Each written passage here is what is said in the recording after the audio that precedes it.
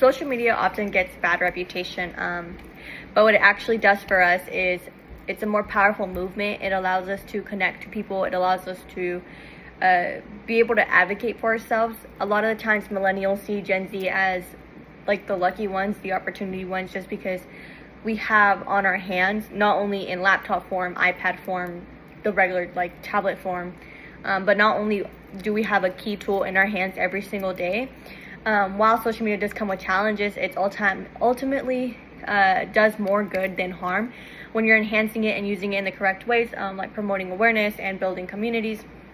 I'll also talk about how it connects us, educates us, and mobilizes us.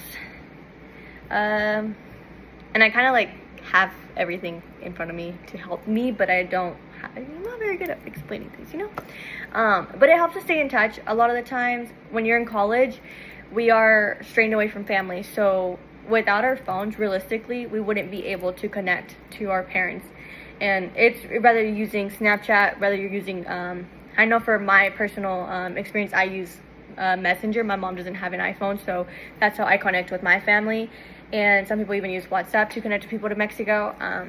And then there's even been researches about 70% of social teenagers have used social media to connect with family and friends. On top of that, Gen Z has been known to use TikTok and Instagram as their how-to websites. So when it comes to that, yes, social media can be a negative impact on people's lives, but it also depends on how you're using it and how you're making sure that you're not publicizing that type of stuff out there. A lot of times your algorithm is based on what you like, and if you're consistently seeing negativity on there, it's because you're liking stuff there's negativity on there. Also, I don't know if you know this, but your phones listen to everything you say.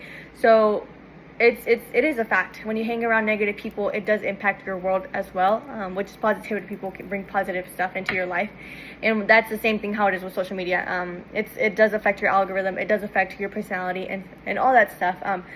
But something that social media does, it spreads awareness and social issues.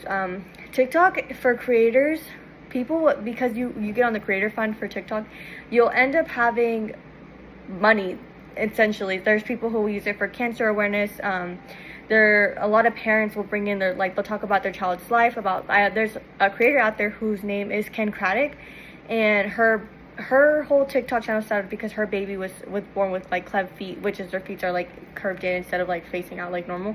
And now she's a successful TikToker, and she was actually talked about all these problems, and now there's like the Ken Craddock method. So stuff like that are advocated to parents who struggle with new things. And a lot of the times when it comes to social media, you're able to see how people are reacting to these things. So I have a disease called PCOS, and realistically, like, my doctor didn't tell me much about it. I literally had to go and find people with the same disease online and see how they're reacting. And I found influencers like Tabitha, I don't know her last name, and then Clover, or yeah, I think that's her name, who have PCOS, and it made me go from a negative mindset that I would never have kids in my life to a place where I'm like, okay, like, I can get healthy, I can be fine, and I can do, it's not a limitation in my life. And that's all because of social media. And yes, it does have a negative impact in life, and it can, but it's also for educational usage. It's for real-time news in diverse places too. Like, we can go on social media and see what's going on in Dubai, with the whole geo type of stuff that they're making with clouds. I don't know if y'all heard that, but now clouds are raining because there's technology for us to do that. I think Dubai flooded themselves, and all that stuff we can look on TikTok to figure out what happened there. Not only that, we use it for either ChatGPT, which is not really social media, but it's part of all that, I guess. But it also helps a lot with tutorials, online tutorials. A lot of times where's this video going to be published? On YouTube. We can see that, and it's just a tutorial.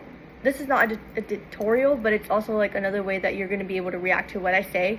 And all that stuff just combines to why social media is not a bad thing, as long as you're using it the correct way. And yeah, I think that just sums it up, is using social media the correct way, and also like navigating yourself towards a positive environment and allowing yourself to not be so drafted in like the negativity of the ugly side of social media. So